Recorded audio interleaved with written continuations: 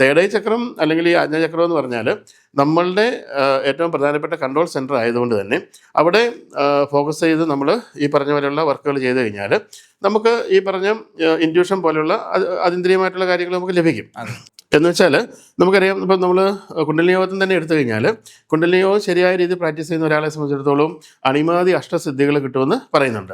അതായത് അണിമ, ലഹിമ, മഹിമ, ഗരിമ, പ്രാപ്തി, പ്രാഗാമ്യം, വശിത്വം, ഈശിത്വം എന്ന് പറയുന്ന 8 സിദ്ധികളാണ്. ഇപ്പം സൂക്ഷ്മതലത്തിൽ നോക്കിയാൽ പലർക്കും നമുക്ക് ആ ഒരു ശക്തിവിശേഷങ്ങളൊക്കെ നമുക്ക് ലഭ്യമാണ് അല്ലേ.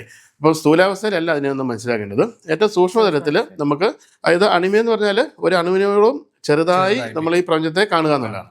അതായത് ഒരു അണുവിനെ പോലെ ചെറുതായി ഇരുന്നിട്ട് നമ്മൾ ഈ പ്രപഞ്ചത്തെ കാണുന്ന കാഴ്ചയും നമ്മൾ ഈ സ്ഥൂലാവസ്ഥയിൽ ഒരു മനുഷ്യനായിട്ട് ഇരുന്ന് കാണുന്ന പ്രപഞ്ചവും തമ്മിൽ വളരെ വ്യത്യാസമാണ്. ഇപ്പം നമുക്കറിയാം, ഒരു ഉറുമ്പ് കാണുന്ന പ്രപഞ്ചവും നമ്മൾ കാണുന്ന പ്രപഞ്ചവും ഒരുപാട് ഡിഫറൻ്റ് ആണ്.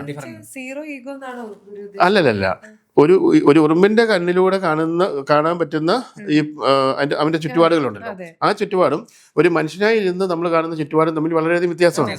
മനസ്സിലായോ? അപ്പൊ എന്ന് പറഞ്ഞാല് ആ ഒരു അണുവിനോളം ചെറുതായി നമുക്ക് ഈ പ്രപഞ്ചത്തെ അറിയാനുള്ള തലമാണ് ഒരു അണിമ എന്ന് പറഞ്ഞ സിദ്ധി എന്ന് പറയുന്നത്.